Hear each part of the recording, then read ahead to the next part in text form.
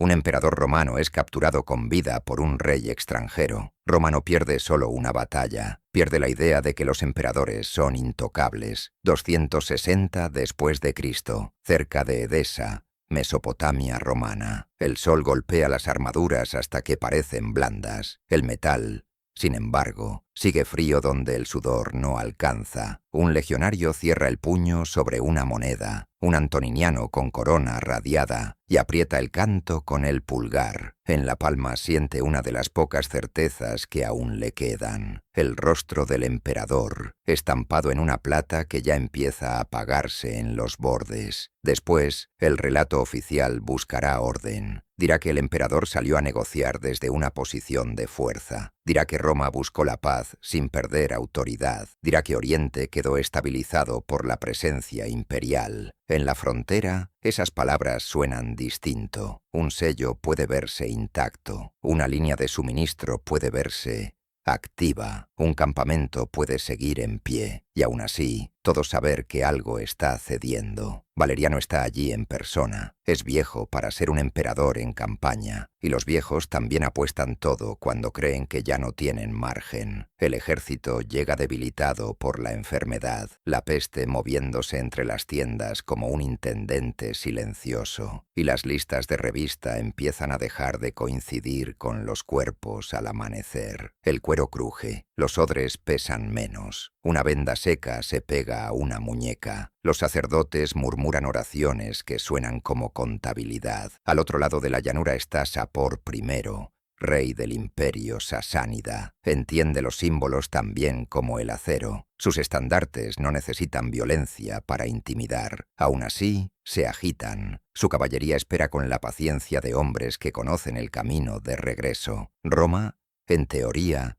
funciona como una máquina. Las ciudades de guarnición alimentan a las legiones. Los recaudadores alimentan a las ciudades. Las cecas alimentan las cajas de paga. Las cajas de paga alimentan la lealtad. La lealtad alimenta la victoria. La victoria alimenta la legitimidad. Las máquinas no anuncian su fallo con trompetas. Empiezan por dentro. Un eje reseco, un perno flojo, un grano húmedo en un almacén. Valeriano entra en la negociación. Lleva el peso del Estado en un cuerpo humano. Así que cada gesto se vuelve política. Sus oficiales miran sus manos. Sus guardias miran el horizonte. Sus soldados miran las monedas en sus palmas, porque las monedas todavía fingen ser orden. Entonces la reunión se convierte en una trampa. No una trampa de redes, no una trampa de hojas ocultas, una trampa de poder. Sapor captura a Valeriano. El emperador romano es tomado con vida, y por un instante nadie sabe qué frase viene después. No hay discurso que arregle eso. No hay decreto que descapture a un gobernante. Solo existe el momento posterior, cuando los hombres se miran entre sí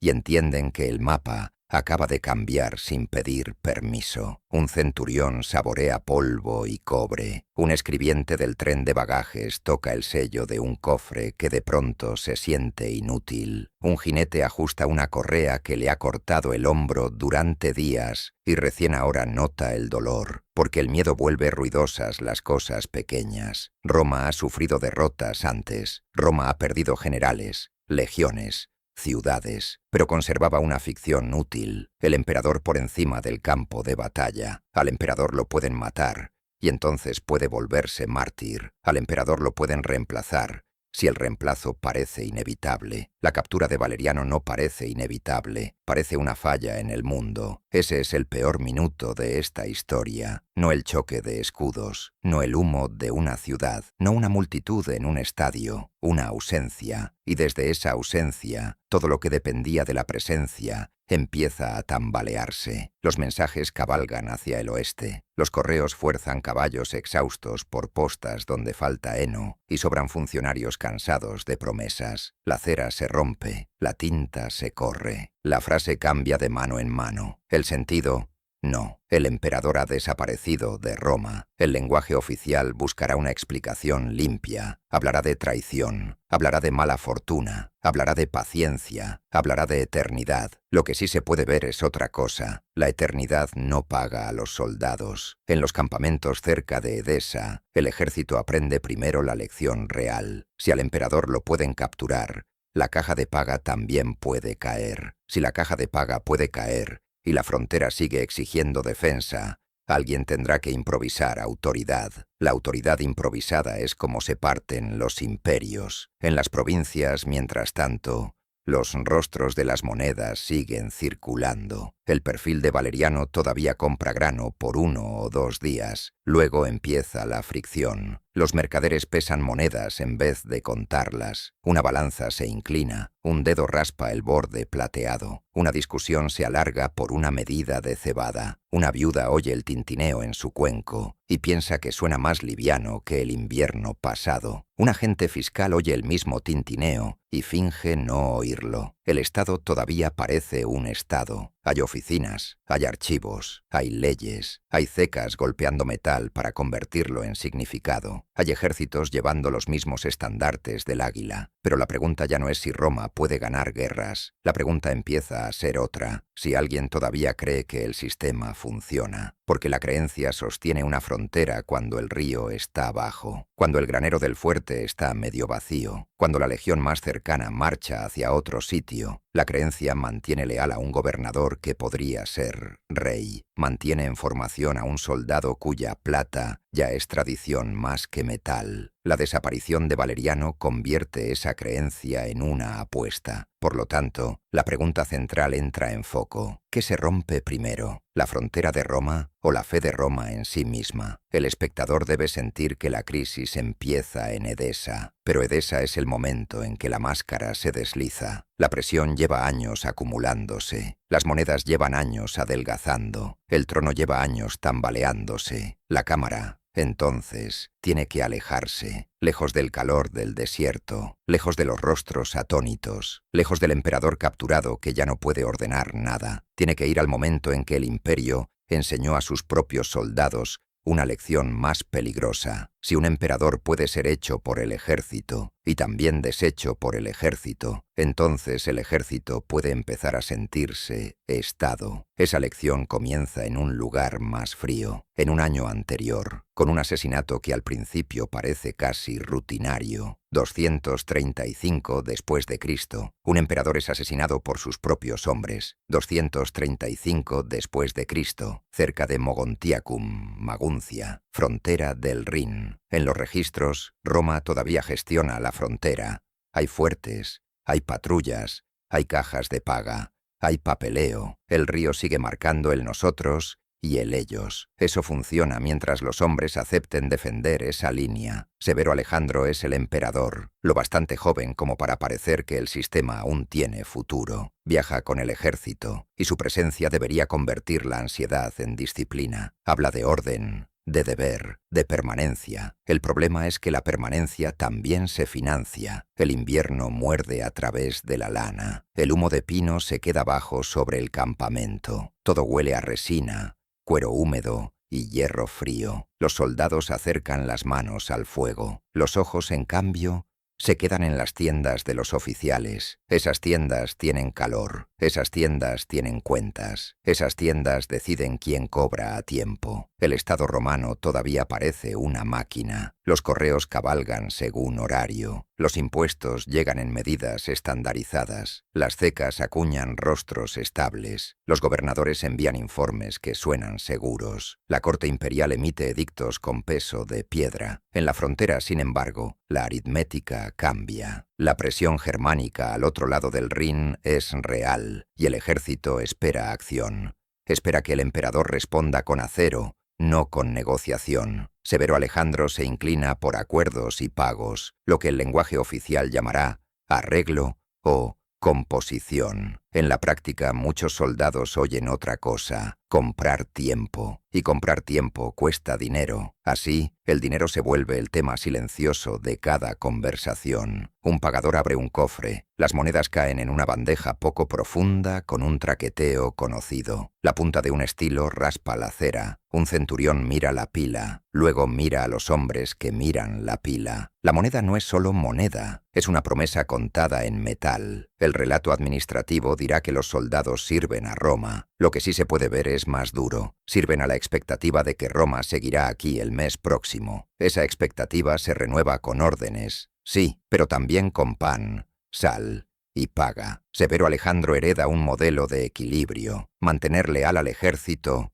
mantener operativo al Estado, mantener productivas a las provincias. El emperador se sienta en el centro como un sello sobre cera. Un buen sello no sirve si la cera ya está agrietada. La grieta es la sucesión. Si el emperador gobierna porque el ejército lo acepta, y ese mismo ejército puede retirar la aceptación, el trono deja de ser solo un cargo. Empieza a comportarse como un campo de batalla sin muros. Ese cambio importa más que una incursión puntual al otro lado del río. Roma ya no es solamente Roma contra enemigos. Empieza a ser Roma contra su propio mecanismo para elegir poder. En el campamento los agravios se apilan como leña. Veteranos hablan de emperadores que pagaban mejor. Reclutas hablan del precio del pan en el pueblo cercano. Oficiales hablan de disciplina. Cuando falta comida y sobra frontera, la disciplina suena hueca. Entonces la presencia del emperador deja de calmar, empieza a concentrar ira. Los consejeros de Severo Alejandro, entre ellos el círculo de Julia Mamaea, su madre, empujan hacia la cautela. Esa cautela puede ser racional en un imperio agotado, también en un tesoro bajo presión. La racionalidad, aún así, no marcha en formación. Un rumor se mueve más rápido que una orden. Dicen que el emperador es débil. Dicen que negocia donde debería castigar. Dicen que Roma paga por paz, porque ya no puede costear la guerra. Más tarde, el lenguaje oficial lo llamará motín. Eso reduce el hecho, porque motín sugiere caos. Y aquí hay algo peor, una decisión. Una decisión crea precedente. Los soldados se reúnen donde pueden verse las caras. Las botas trituran barro helado hasta volverlo polvo. Las armaduras crujen cuando cambian el peso de un pie al otro. Un portaestandarte aprieta el asta hasta blanquear los nudillos. El águila parece temblar aunque no haya viento. Severo Alejandro es asesinado por sus propios soldados, y el campamento entiende la lección antes que Roma. No hace falta espectáculo. Un estado puede ser perforado en silencio. El acto es la historia. La onda expansiva es la advertencia. Con esa muerte termina la línea de los severos, y el imperio entra en otro ritmo. Emperadores rápidos, promesas rápidas, traiciones rápidas. El ejército elige a un nuevo gobernante, Maximino el Tracio, un emperador soldado, un hombre de campamentos más que de corte. En los registros aparecerá como campeón del ejército. Lo indiscutible no es el elogio, sino la prueba que representa. El trono puede reclamarse por la fuerza. Desde ahí, la fuerza gana gramática política. A partir de este momento, gobernadores y generales aprenden la misma lección al mismo tiempo. Si un emperador puede ser hecho por soldados en la frontera, también puede ser deshecho por ellos. Cada ejército empieza a parecer una capital potencial. El mapa aún muestra un solo imperio. El papeleo sigue fluyendo. Las monedas siguen mostrando una sola cara cada vez. Pero el centro de gravedad empieza a deslizarse. Menos Roma, más frontera, menos Senado, más campamento, y ese desplazamiento cambia prioridades. Un nuevo emperador debe asegurar lealtad primero. La política fiscal viene después. La diplomacia, cuando alcance. El tesoro corre detrás de la paga. Una mano mete monedas en una bandeja, otra mano anota una cifra. En un granero, un encargado cuenta sacos con la boca apretada. Cuando la caja militar manda, todo lo demás espera. El Estado aprieta más a las provincias. Eso produce ingresos hoy y debilita la recuperación de mañana. La cosecha siguiente llega con menos margen. La recaudación siguiente cuesta más. La presión vuelve al principio del circuito. Aquí empieza la historia del dinero, incluso antes de que el deterioro de la moneda se vuelva obvio. Un soldado no necesita saber metalurgia para notar que su salario compra menos. Un mercader no necesita dominar política imperial para notar que una cara nueva en la moneda trae una exigencia nueva en la puerta. Un campesino no necesita entender sucesiones para notar que las requisas llegan antes y dejan menos atrás. El discurso oficial dirá que son medidas temporales. Roma tiene experiencia en llamar temporal a lo que no sabe detener. Una tablilla se archiva, un sello cae sobre cera, un impuesto extraordinario se cobra otra vez, y luego otra. De vuelta en Roma, los senadores siguen hablando con frases pulidas sobre estabilidad. Dicen que el imperio perdura, dicen que la frontera está contenida, dicen que el Estado es continuo. La continuidad existe, solo que cada vez cuesta más. Así, cada nuevo emperador hereda una trampa: recompensar al ejército de inmediato sin disponer del dinero que un sistema más estable sí tenía tiempo de reunir. La moneda vuelve a ocupar el centro del escenario. Parece autoridad, suena a autoridad, lleva estampada autoridad, pero un sello no crea obediencia por sí solo. La moneda sirve mientras la gente crea en la promesa que carga. Y esa promesa ya no es gratis. Ese es el punto de no retorno. No porque Roma pierda una provincia en 235, no porque una sola batalla redibuje la frontera, sino porque Roma enseña a sus propios soldados la idea más desestabilizadora posible: el trono es negociable. Desde ahí, la siguiente crisis casi se puede calcular. Los emperadores llegarán más rápido, los ejércitos exigirán más, los ingresos quedarán rezagados, el Estado necesitará pagar sin encontrar más oro. No se puede conjurar metal a partir de lealtad, así que Roma hará lo siguiente mejor: cambiará la moneda hasta que la moneda se parezca a una mentira, y luego exigirá que todos sigan obedeciendo como si esa mentira todavía pesara lo mismo. Una moneda cae sobre una mesa y suena normal. Los hombres que viven de ese sonido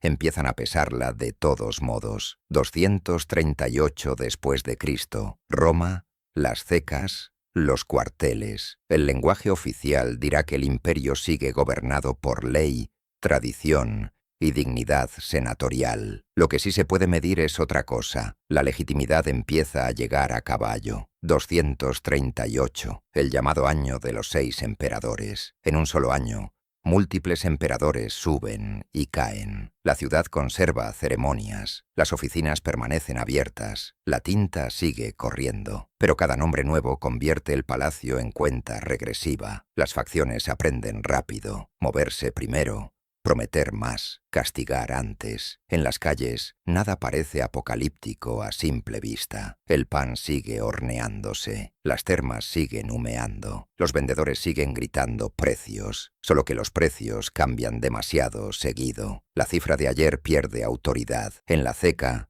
el trabajo sigue siendo mecánico. Los cospeles se calientan al rojo, los troqueles caen sobre el metal, el martillo resuena con una violencia limpia, repetida. El retrato del emperador cambia más rápido que las herramientas, y eso importa más de lo que parece, porque el rostro en la moneda no solo identifica al gobernante, también pretende decir: esto sigue bajo control. Un escribiente de paga apila antoninianos en sacos de cuero. Los sacos huelen a sudor y aceite viejo. Sus dedos están grises por polvo metálico. Cuenta rápido, luego vuelve a contar. Los soldados que observan alcanzan a ver esa duda. En los registros se dirá que la moneda vale lo que el Estado declara. En la práctica, una moneda es una promesa que alguien puede morder, raspar, pesar. Gobernadores, generales y hombres de palacio quieren lo mismo: lealtad militar. La forma más rápida de comprarla es el pago inmediato.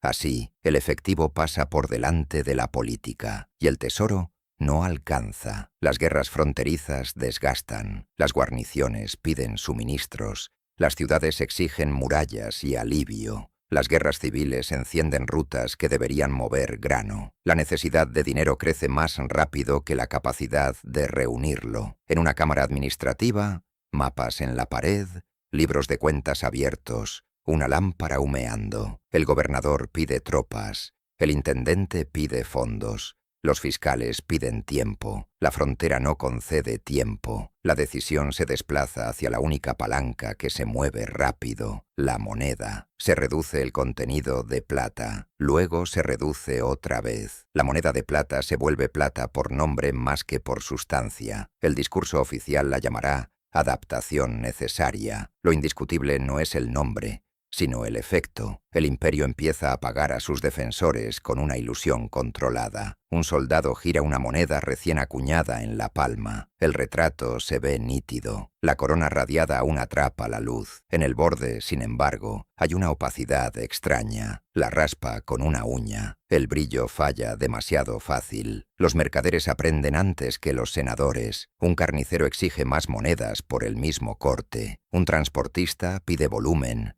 no cifra. Un arrendador adelanta la renta. Desde arriba lo llamarán codicia. Desde abajo se siente como autodefensa. El comercio empieza a moverse como una cadena de pequeños pánicos. Y el Estado no puede permitir que ese pánico se vea. No siempre suben leyes, sube la presión. Aparecen requisas con sellos oficiales. Un carro de grano pasa a ser contribución. Un rebaño se vuelve suministro de emergencia. Un pueblo oye para el ejército. También oye la regla no escrita. Negarse empieza a parecer traición. Visto desde lejos, el imperio sigue pareciendo un solo sistema. Las carreteras conectan provincias. Los correos cabalgan. Los edictos conservan títulos largos. Por dentro, cada capa empieza a protegerse a sí misma, y las soluciones del centro fabrican problemas nuevos. Un general sube la paga para asegurar tropas. El tesoro estira la moneda para cubrir esa paga. La moneda debilita la confianza.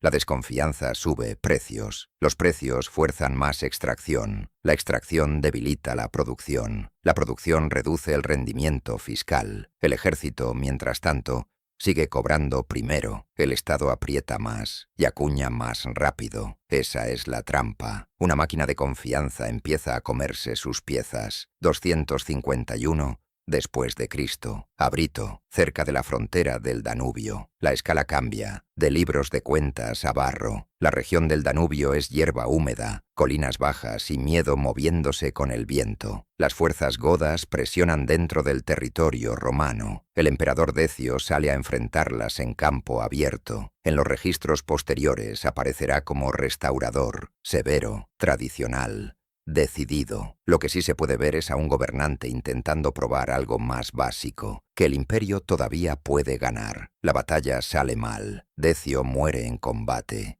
Su hijo muere con él. Roma no pierde solo mando, pierde tiempo. 2 muertes imperiales en una campaña rompen algo más que una cadena de mando. Rompen la idea de que la presencia personal del emperador basta para estabilizar una frontera. Cada comandante que sobrevive aprende una lección peligrosa. Sobrevivir primero, explicar después. La noticia viaja a golpe de casco. Cada posta le agrega miedo. Un escriba redacta con cuidado. Un mensajero repite con menos palabras. Una multitud lo oye como un solo golpe. El emperador ha muerto, y el futuro vuelve a sentirse negociable. La moneda ofrece la prueba inmediata de que existe un nuevo gobernante. Aparece otro rostro. Las cecas obedecen al siguiente centro de poder, pero un retrato nuevo no vuelve honesto al metal. El público lee el cambio como advertencia, no como consuelo, y entonces entra otro costo que no negocia.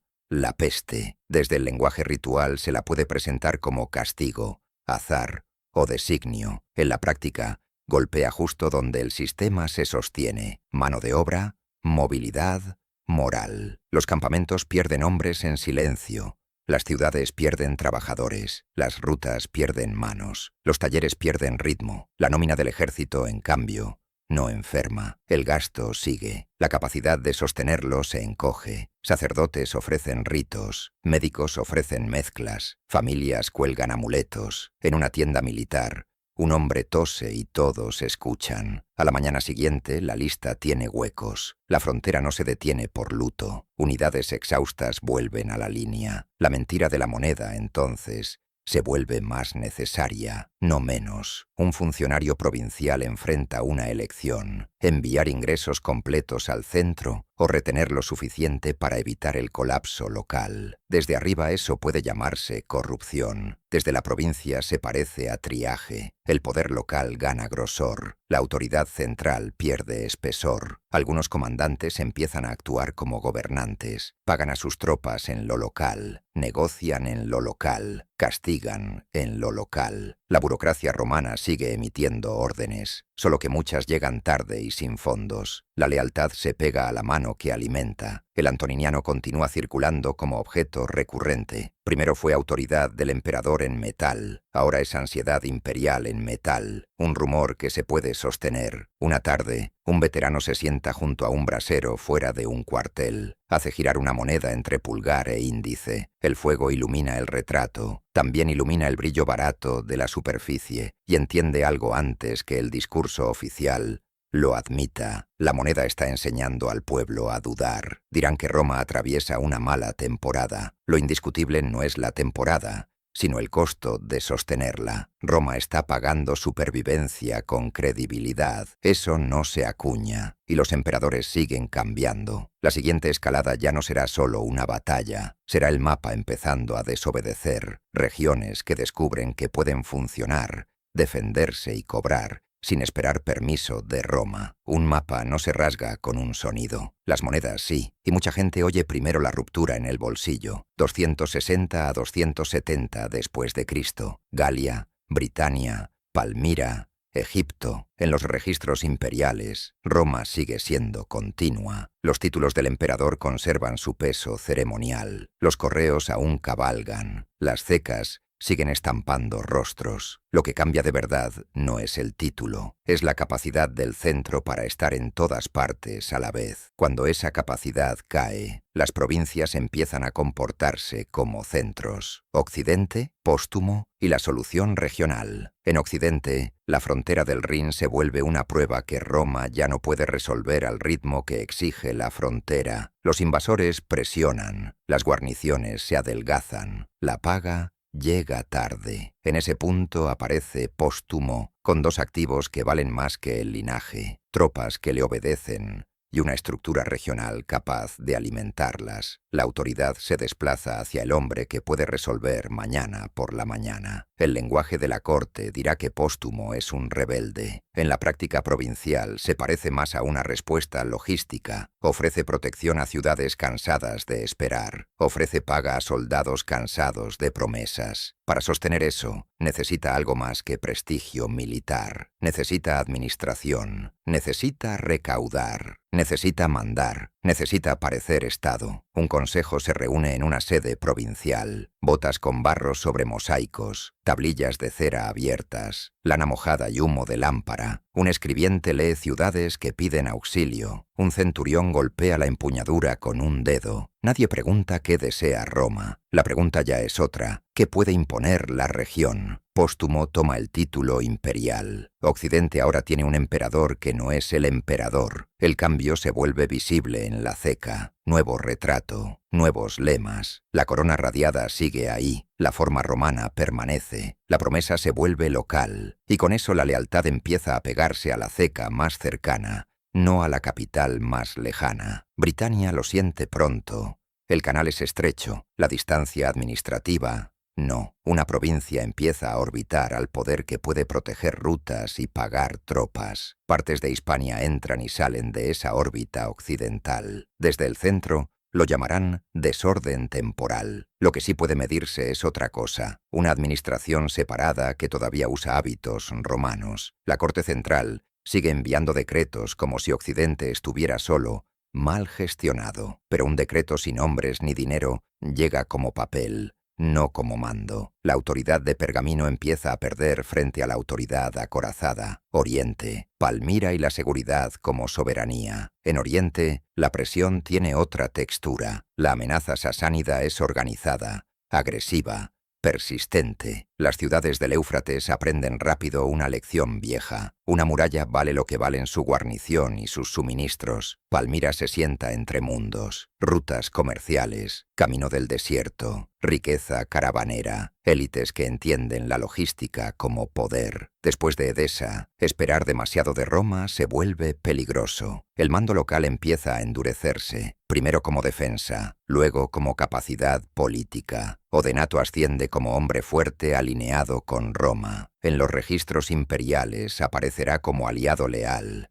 restaurador del orden. Lo indiscutible no es el título que se le dé, es la función que cumple. Llena un vacío que el centro no puede llenar con rapidez, organiza la defensa, empuja hacia atrás a los persas, restablece seguridad en rutas. Cada éxito aumenta su margen de negociación. Roma empieza a depender de un socio que no controla del todo. Un jinete llega a una puerta de Palmira. El caballo trae sal seca en los flancos. La punta de una lanza está mellada. La ciudad huele a polvo, incienso y sudor animal. En una oficina, un libro de cuentas registra derechos de caravana en columnas precisas. Al lado, despachos militares. Comercio y guerra ya usan la misma mesa. Las provincias orientales siguen usando ley romana y títulos romanos. Los gobernadores aún sellan documentos. Los tribunales siguen reuniéndose. La seguridad efectiva, sin embargo, pasa por Palmira. El imperio empieza a dividirse por función antes de dividirse por nombre. La unidad legal permanece. La protección se localiza. Ese cambio pesa más que una fórmula administrativa. Los mercaderes de Oriente preguntan por rutas seguras. Los soldados preguntan quién paga. Los sacerdotes preguntan qué presagio explica todo esto. El lenguaje de la corte dirá que la unidad de Roma es sagrada. En la práctica, la unidad se comporta como una cadena de suministro. Se rompe en el depósito más débil. La década de 260, fallo compuesto. El tiempo se comprime. La década de 260 se vuelve la fase más dura. Invasiones fronterizas encima de guerras civiles, regiones devastadas,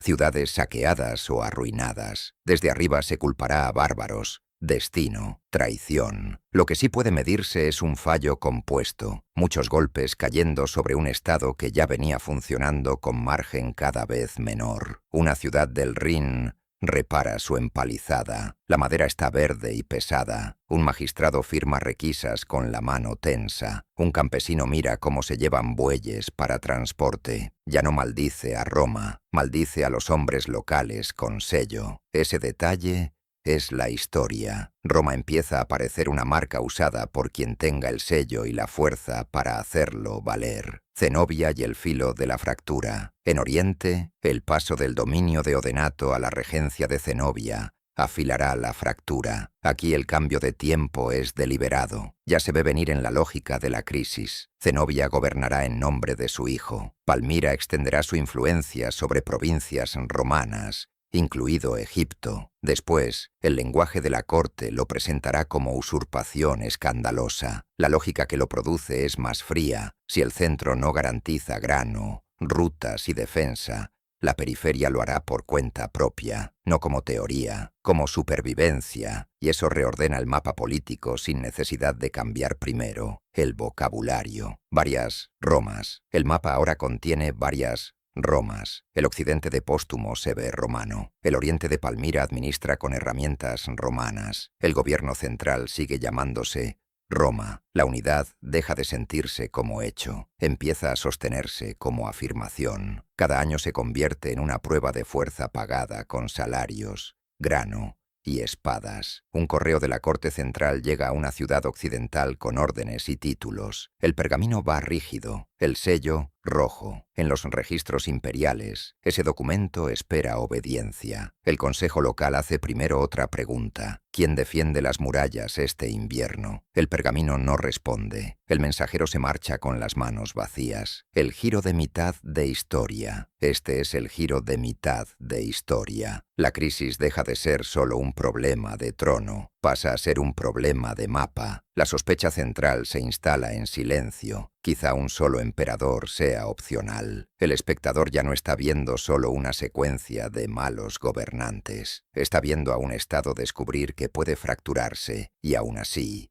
seguir funcionando en lo local. Eso le permite sobrevivir. Y también lo vuelve más difícil de recomponer, porque cada solución regional reduce la necesidad inmediata del centro, y cuanto menos necesario parece el centro, más caro será imponerlo de nuevo. La reconquista futura tendrá que recuperar territorio, sí, pero también algo más difícil, la idea de que una sola Roma debe mandar sobre todos los romanos. Una costura remendada aguanta una campaña, no convierte la tela en nueva. Un estandarte sigue en pie. El paño ya viene cosido por partes. Esa reconquista llegará con otro tipo de gobernante, uno que trate al imperio como un campo de batalla que hay que coser de nuevo. Aureliano todavía no entra con toda su fuerza, pero su era se acerca y el siguiente acto cae en los años del fondo del pozo, cuando Roma sobrevive admitiendo algo impensable. No puede sostenerlo todo, solo puede controlar lo que puede pagar. Roma puede perder una provincia, lo que no puede perder sin pagar intereses es la credibilidad. 271 d.C. Roma, dentro de la ciudad que antes parecía intocable. En los registros imperiales, Roma sigue siendo el centro del mundo. Lo que sí puede verse es otra cosa. Incluso Roma empieza a medir la amenaza en días. La piedra se vuelve política. Albañiles suben por andamios a lo largo de una nueva línea de fortificación. La argamasa de cal irrita la nariz. Las llanas raspan. Los bloques caen en su sitio con una confianza sorda. Aureliano ordena murallas, no como ornamento, como admisión. La capital confiesa su miedo en arquitectura pública. El imperio, en la década de 260, se ha comportado como un cuerpo con fiebre. Incursiones fronterizas, guerras civiles, distritos vaciados, rutas alteradas, autoridad discutida. El lenguaje de la restauración dirá que los dioses probaron a Roma. En la práctica, fue estrés acumulado, demasiados frentes, demasiado poco margen. Cada arreglo abría otra grieta. Un correo llega a una puerta de la ciudad con una bolsa de monedas para pagar a la milicia local. La bolsa pesa más que en años recientes. El capitán sonríe un instante. Luego muerde el borde. Incluso el dinero de rescate llega bajo sospecha. Aureliano no gobierna como filósofo, gobierna como mecánico de campaña. Ve sistemas rotos. Interviene donde todavía se puede intervenir. Aplica fuerza donde negociar se ha vuelto caro. Su lógica de supervivencia cabe en pocas líneas. Sostener menos cosas, controlar con más dureza, reconstruir el Estado-ejército. Más tarde se llamará restauración. Aquí se siente como triaje. El prestigio puede esperar, la supervivencia no. 271 a 272 después de Cristo. El camino al este, hacia Palmira. La escala se expande. Los ejércitos se mueven. Los estandartes se inclinan con el viento. Los trenes de suministros crujen. El polvo cubre cascos y sandalias hasta volver a los hombres del color del camino. Aureliano marcha hacia Oriente, donde Palmira ha aprendido a gobernar como si Roma fuera un patrocinador lejano. El ascenso palmireno puede narrarse como tutela de emergencia. El lenguaje de la corte lo llamará deslealtad cuando esa tutela se vuelve demasiado eficaz. Lo que importa aquí no es el insulto, es la competencia. Roma tiene que combatir a un rival que todavía se parece a Roma en su burocracia. Oficiales de Aureliano estudian despachos a la luz de lámparas. Las tablillas de cera se hunden en las palmas. Un mapa se desenrolla sobre una mesa áspera. Los dedos recorren líneas desde Siria hasta Egipto. La teoría dice imperio indivisible. La logística hace otra pregunta. ¿Quién controla la garganta del grano? Egipto pesa por eso, no porque sea prestigioso, porque alimenta. Aureliano no discute la unidad para que vuelva a existir, la impone. Las ciudades sopesan opciones reales. Palmira protege comercio. Roma puede castigar desobediencia, y el castigo solo sirve cuando llega a tiempo. La velocidad se vuelve estrategia. Una batalla ocurre sin romance. Gritos, caballos lanzados, metal sobre metal, humo bajo. El narrador no se detiene en el sufrimiento porque el punto aquí es el control, y el control tiene precio. Cada victoria militar abre una factura fiscal. Después de forzar Oriente de vuelta a la órbita imperial, en los registros imperiales se hablará de armonía restituida. Lo que sí puede verse es algo más incómodo. Una provincia que ya probó autonomía no vuelve igual. La obediencia se convierte en condición administrada, no en reflejo. 273 a 274. después de Cristo. El camino al oeste, hacia la ruptura gala. La escala vuelve a girar. La frontera del Rin reaparece como herida vieja. El régimen galo ha ofrecido orden local durante años. Ha acuñado moneda. Ha nombrado funcionarios. Ha defendido ciudades que se sentían abandonadas. Desde el centro se lo etiqueta como traición. En la práctica, funcionó, y esa es precisamente la dificultad de la reconquista. No basta derrotar una rebelión. Hay que desmontar una alternativa operativa. Aureliano se mueve rápido. No solo recupera territorio, reafirma un principio, una ceca, una caja de paga, una cadena de mando. Un estandarte capturado es llevado ante él. La tela está deshilachada. El asta marcada por manos y golpes. Un soldado lo sostiene temblando de fatiga, no de compasión. El lenguaje de la restauración lo llamará triunfo. La sensación del momento es otra, agotamiento. Cerrar una puerta mientras la tormenta sigue fuera. Para 274 después de Cristo, el imperio está reunificado bajo autoridad central. Silencio. La reunificación no es recuperación. La reunificación es permiso. Permiso para rediseñar la máquina de supervivencia de Roma. Una decisión que suena a derrota. Uno de los movimientos más reveladores de Aureliano no es una conquista, es una retirada, el abandono de Dacia. Dacia había funcionado como trofeo más allá del Danubio, prueba de que Roma podía plantar banderas donde quisiera. En los registros imperiales, ese territorio había sido presentado como señal de destino. La logística no entiende de destino. Una provincia que cuesta más mantener de lo que devuelve termina comportándose como pasivo estratégico. Un oficial de frontera oye la orden. Mira la línea del río que ahora debe tratar como borde. Huele juncos mojados. Escucha el golpe del agua contra el casco de una barca. El orgullo sube a la garganta. No paga transporte, no llena graneros, no reemplaza hombres. La orden se mantiene. Ese es el núcleo emocional del acto. Roma sobrevive diciéndole no a su propio mito, no a la expansión sin fin, no a cada compromiso de prestigio, no a defenderlo todo como si nada hubiera cambiado. Fronteras defendibles, no fronteras perfectas. La moneda regresa como prueba. Aureliano sabe que los soldados no comen retórica. También sabe que los civiles no comercian con consignas. Después de las reconquistas, el lenguaje de la restauración dirá que la estabilidad vuelve por sí sola. Lo que sí puede medirse es otra exigencia. Estabilidad necesita dinero creíble. La moneda vuelve a ser campo de batalla. En los mercados, los mercaderes siguen pesando. En los cuarteles, los veteranos siguen raspando. El antoniniano continúa circulando como recuerdo de una promesa adelgazada. Aureliano impulsa reformas, intenta reafirmar estándares, castiga corrupción en cecas. En los registros imperiales esto puede leerse como renovación moral. En la práctica, es reconstrucción de confianza bajo coerción. La reforma llega con miedo. Un trabajador de la ceca se limpia el sudor de la frente y deja una franja gris. Golpea una moneda recién acuñada. El retrato sale nítido. El borde parece más limpio. A un lado, una balanza espera. Un comprador compara dos piezas con los dedos, como si tocara dos versiones del mismo estado. Todavía duda. Ese detalle importa. El primer trabajo de la reforma no es solo económico.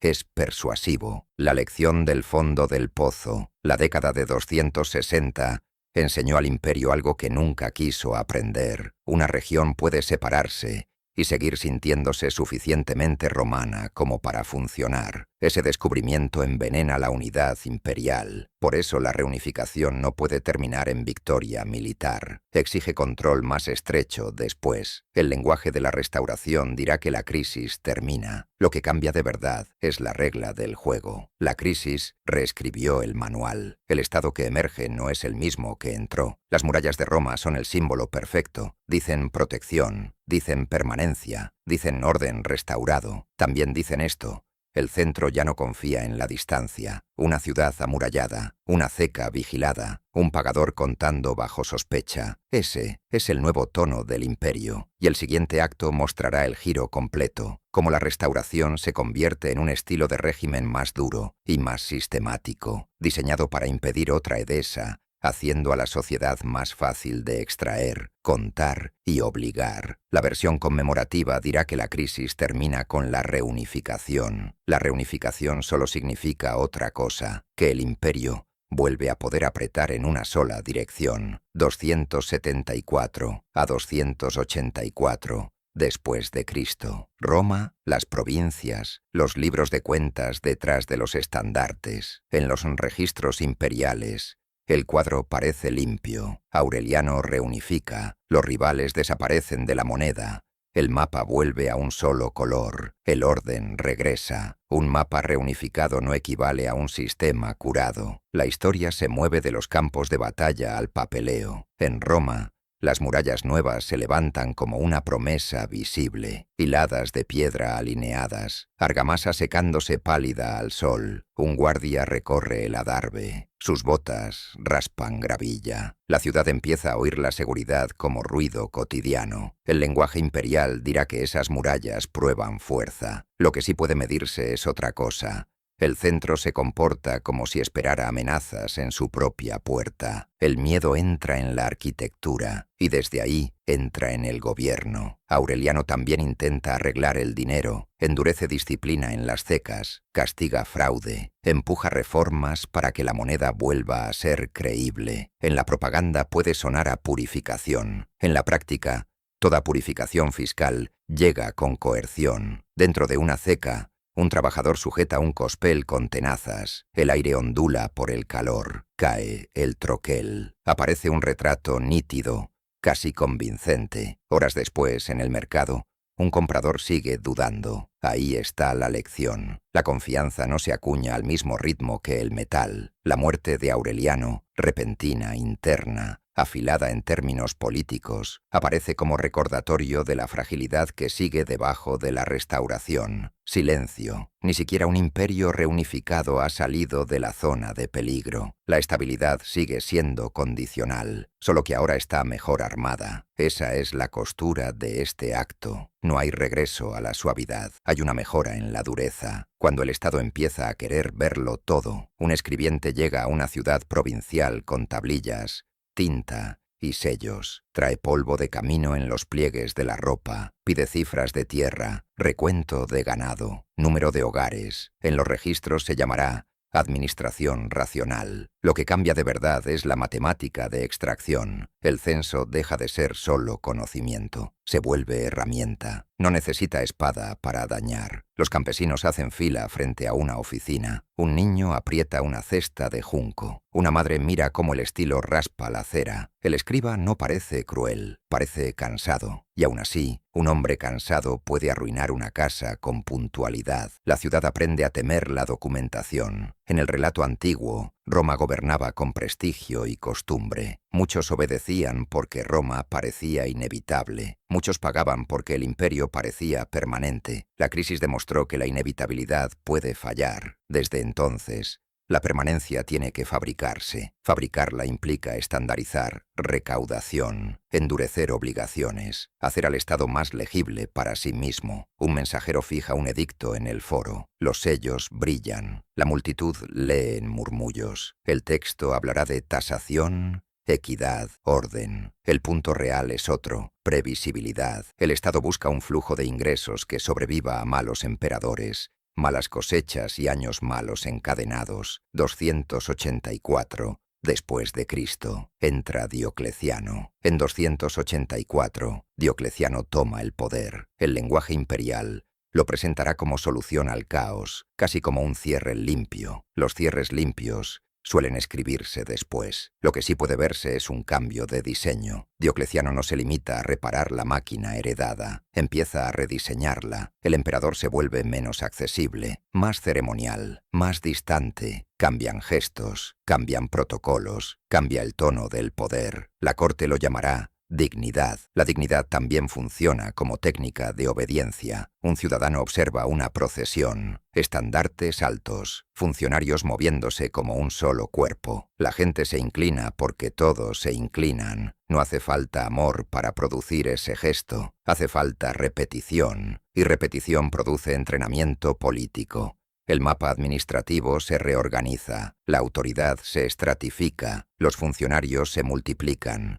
Se separan con más claridad funciones civiles y militares. En los registros suena a eficiencia. En la práctica, reduce grietas por donde antes se colaba autonomía local. Una jaula de jurisdicciones. Un gobernador recibe órdenes con más sellos que antes. El soporte se siente más pesado. La lista de exigencias, más larga. Sigue pudiendo llamarse servidor de Roma, solo que ahora sirve a un sistema menos dependiente de su lealtad personal. Roma se vuelve menos personal, más procedimental, tierra medida, hogares contados, carros esperando. El endurecimiento fiscal no cae del cielo en un solo decreto. Se forma como lógica de supervivencia y con Diocleciano empieza a ganar estructura, se mide la tierra, se cuenta el trabajo disponible, las obligaciones se vuelven más sistemáticas. Desde arriba, esto se describirá como estabilidad, las provincias lo sienten como peso. Un recaudador llega con escolta armada, la escolta no habla, las correas de cuero crujen. Un carro espera. El recaudador lee cifras en voz alta. Los números suenan abstractos. El carro que sale cargado de grano no tiene nada de abstracto. Ahí el hogar siente al Estado en la despensa. Requisas, compras obligatorias, aprovisionamiento militar. Lo que había aparecido como emergencia en años de crisis empieza a fijarse como rutina de gobierno. No siempre cambia la palabra, cambia la frecuencia. Y cuando la frecuencia cambia la vida cotidiana. El imperio se recompone como Estado-ejército que entra en casa, granero y calendario, moneda, fricción, control. La reforma monetaria continúa como problema abierto. Aparecen emisiones nuevas, los hábitos viejos persisten, los precios no se quedan quietos. En los registros, el gobierno puede hablar de comercio honesto. Lo que sí puede medirse es desconfianza acumulada. La crisis enseñó a todos a sospechar de las promesas monetarias. Esa lección no desaparece con una victoria militar. Un tendero frota una moneda entre los dedos. Color, peso, borde. Un cliente observa. El tendero dice un precio. El cliente discute. La escena parece pequeña. No lo es. Esa fricción diaria es política económica en miniatura. Y aquí conviene precisión histórica. La lógica que la crisis dejó instalada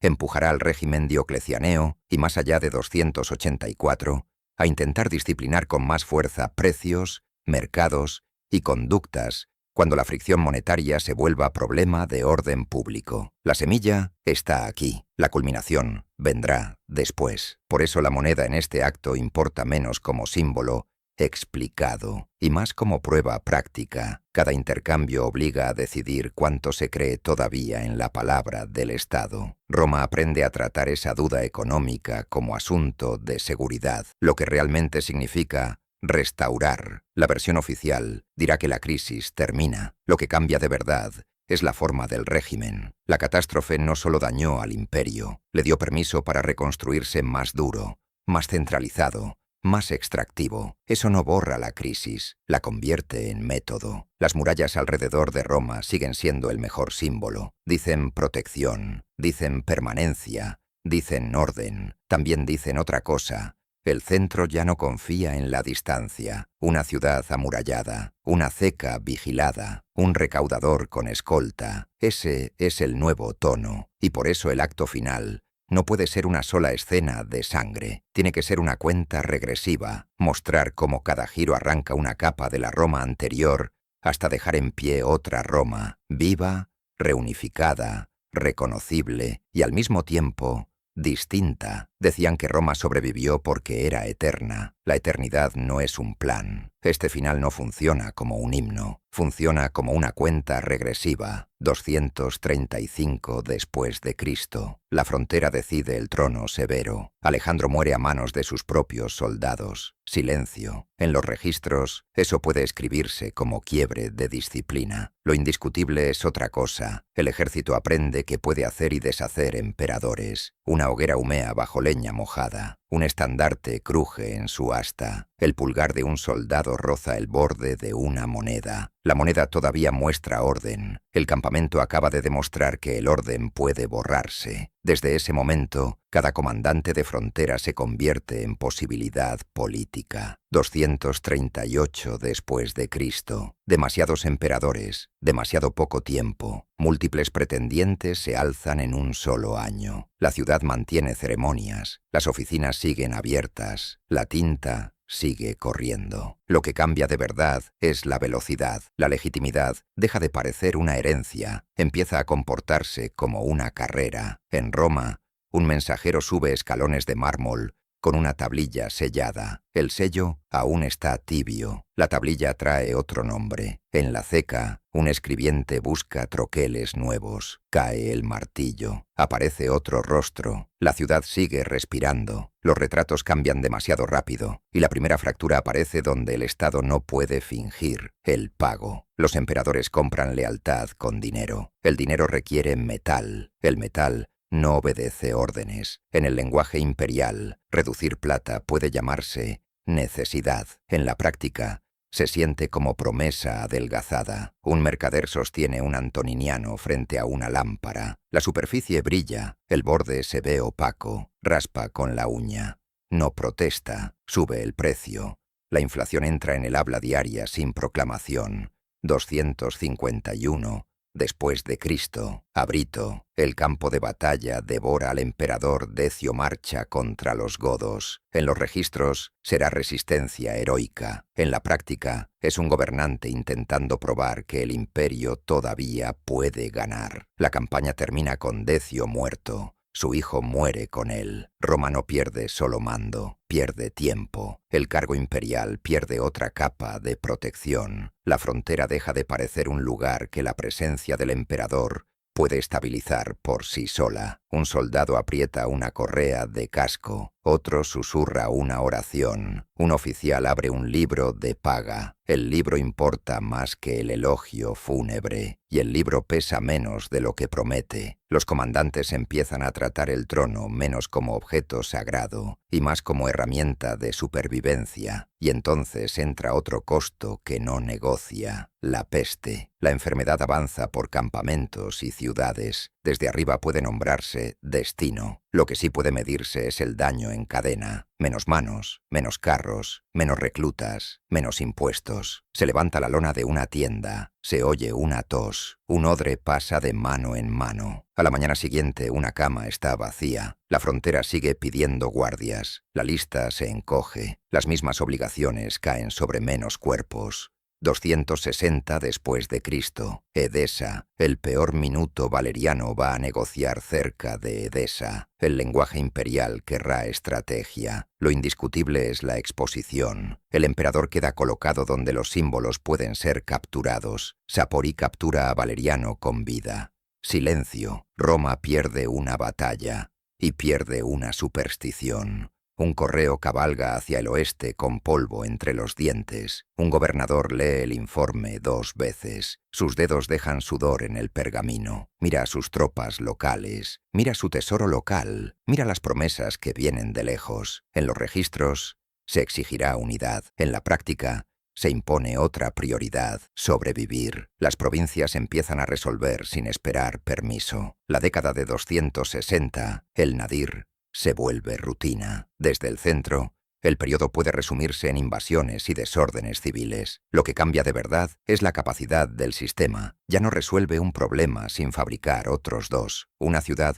repara su muralla. Un recaudador llega con escolta. Un campesino ve cómo cargan grano en un carro bajo sello oficial. El sello parece romano. Las manos que se llevan el grano se sienten locales. Ese detalle importa. El imperio empieza a volverse abstracción. La presión, en cambio, tiene rostro cercano. La desconfianza monetaria sigue creciendo. Sí, pero aquí ya no hace falta explicarla tanto. Cada intercambio privado se convierte en una evaluación del Estado. 260 a 270 después de Cristo. El imperio descubre que puede dividirse y seguir funcionando. En Occidente, Póstumo forma un régimen rival en la Galia, atrayendo a Britania y a veces a Hispania. Desde el centro se lo llamará rebelión. En la práctica, funciona como Estado regional, que responde más rápido, donde el Estado central llega tarde. Una ceca occidental acuña bajo otro emperador. El retrato es nítido. El peso se siente más estable. Un soldado la acepta sin discusión.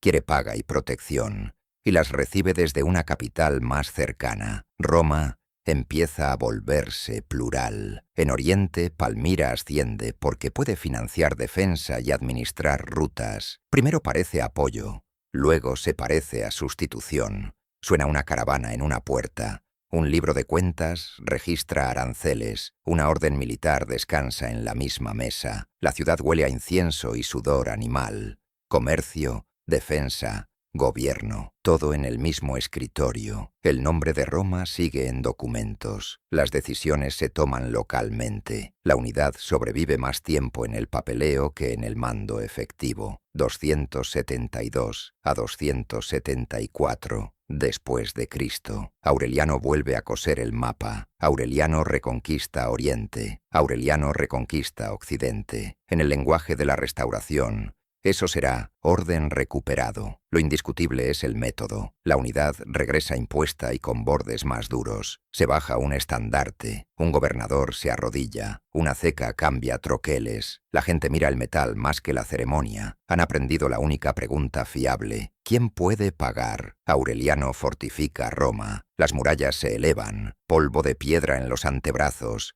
Argamasa en las fosas nasales. Desde arriba se llamará prudencia. También es una confesión.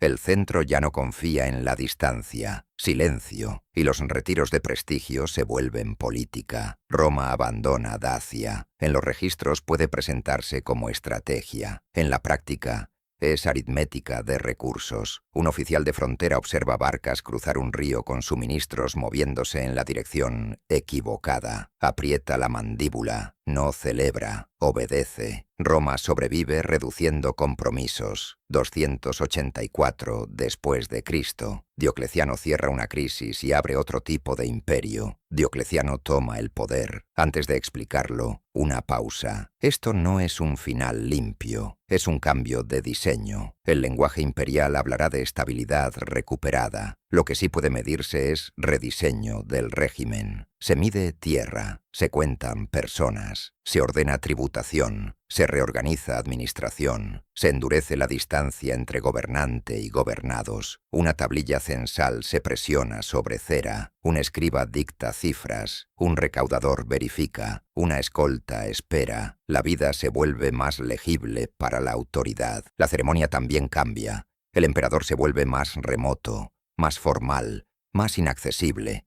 La corte lo llamará dignidad. También funciona como tecnología de obediencia. No necesita amor, necesita repetición. Reflexión final. Lo que Roma salvó y lo que Roma cambió. Roma no colapsa en un solo día. Primero colapsa en la confianza y al mismo tiempo demuestra algo más frío. Cuando un imperio se queda sin tesoro fácil y sin margen político, puede seguir vivo si se reconstruye como una máquina más estricta para extraer, contar y obligar. Ese es el giro que el relato conmemorativo rara vez dice en voz alta. ¿Roma sobrevivió a la crisis? Sí, pero no intacta. Conservó el nombre, cambió las reglas, la moneda siguió en la mano. La promesa dentro de la moneda ya no era la misma, y ahí está el verdadero final de esta historia. Roma sobrevivió reescribiendo el contrato entre el Estado y quienes tenían que sostenerlo.